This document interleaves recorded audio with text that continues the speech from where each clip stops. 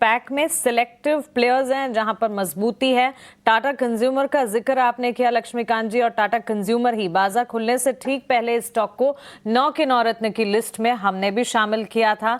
एक positive report और उसके ठीक बाद हम देख रहे हैं करीब 5-6% तक की मजबूती के मूव्स, 1047 के लेवल्स। क्या है ये पॉजिटिव रिपोर्ट्स के टेक अवेज क्या है, ये आपके लिए बेहद जानना जरूरी है, क्योंकि इस रिपोर्ट के ठीक बाद हम देख रहे हैं अच्छा खासा एक्शन दिन के उच्चतम स्तर पर टाटा कंज्यूमर। रिपोर्ट के टेक अवेज लेकर सारी की सारी इंपॉर्टेंट डिटेल्स लेकर वरुण दुबे हमारे साथ जुड़ गए हैं। गुड मॉर्निंग वरुण, बताइए। Good morning Mansi. तो यहाँ पे गोल्डमैन की रिपोर्ट आई है टाटा कंज्यूमर्स पे। इन्होंने स्टॉक को अपग्रेड कर दिया है, खरीदारी की सलाह दे रहे हैं और लक्ष्य में बढ़ोतरी की है। 1040 से बढ़ा के 1200 रुपये के लक्ष्य, यानी कि लक्ष्य में करीब 160 रुपये की बढ़ोतरी जो है इन्होंने कर दी है। अब इनका कहना क्या है? इनका कहना है कि FY 25 से 27 तक इस कंपनी की जो ग्रोथ है वो काफ़ी बेहतर रहेगी और EPS ग्रोथ जो है वो काफ़ी अच्छी रहने वाली है। अब देखिए, जो प्राइस हाइक कंपनी ने लिए थे इसके कारण जो चाय के मार्जिन है, इनके जो चाय का कारोबार है उसके मार्जिन जो है वो फिर से लौटते हुए नजर आएंगे और वहाँ से ग्रोथ को काफ़ी सहारा मिलेगा। इसके अलावा कंपनी डिस्ट्रीब्यूशन कर रही है, डिस्ट्रीब्यूशन में एक्सपांशन कर रही है और किसी भी FMCG कंपनी के लिए डिस्ट्रीब्यूशन सबसे अहम होता है। तो इसके लिए डिस्ट्रीब्यूशन में जो कंपनी एक्सपांशन कर रही है उसके चलते ओवरऑल ग्रोथ जो है वो कंपनी की काफ़ी बेहतर रहने वाली है और कंपनी इनोवेशन भी लगातार कर रही है।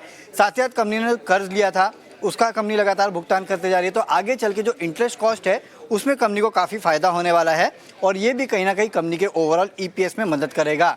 नो डाउट इनका कहना है कि कॉम्पिटिटिव इंटेंसिटी जो है वो काफ़ी ज़्यादा है, लेकिन जो भी बुरा वक्त देखना था इस कंपटीशन के वजह से हो, प्राइजेस के वजह से हो, डेट के वजह से हो, वो टाटा कंज्यूमर्स देख चुका है और आगे की राह जो है वो काफ़ी अच्छी रहने वाली है। इसके लिए इन्होंने स्टॉक को अपग्रेड किया है।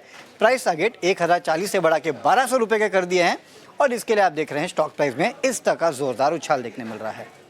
बिल्कुल वरुण, बहुत शुक्रिया आपका ये सारी की सारी डिटेल्स और गोल्डमैन सैक्स रिपोर्ट्स के टेक अवेज हमारे बीच रखने के लिए। टाटा कंज्यूमर पर ये रिपोर्ट 1040 से टारगेट्स जो हैं 1200 तक के बढ़ाए हैं। कमजोरी वाला दौर खत्म हुआ और अब सारे के सारे पॉजिटिव सेंटिमेंट्स और सेंटिमेंट्स के चलते स्टॉक में आगे भी मजबूती की इस वक्त पूरी की पूरी तैयारी नजर आ रही है, इस रिपोर्ट का ये कहना है। लेकिन चलिए कुछ और स्टॉक्स जहां काम कर रहे हैं, डाबर हो, नेस्ले हो, HUL हो, ये तमाम शेयर आज गिरावट के साथ कारोबार कर रहे हैं। ये FMCG शेयर में जो कमजोरी आ रही है लक्ष्मीकांत जी, आपको क्या लग रहा है कि क्या ये और डीप हो सकती है या फिर किसी शेयर में वैल्यू बाइंग के भी मौके बन रहे हैं आपके हिसाब से?